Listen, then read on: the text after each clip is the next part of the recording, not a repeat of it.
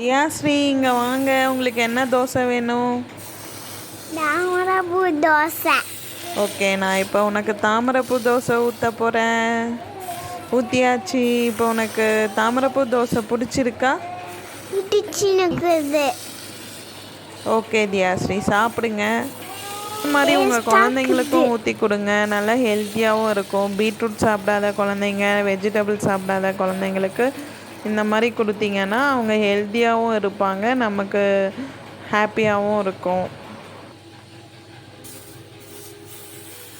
இந்த வீடியோ உங்களுக்கு பிடிச்சிருந்தா லைக் பண்ணுங்கள், சப்ஸ்கிரைப் பண்ணுங்கள், ஷேர் பண்ணுங்கள். அப்படியே சைடில் இருக்க பெல் பட்டனை தட்டி விட்டுடுங்க. தேங்க்யூ.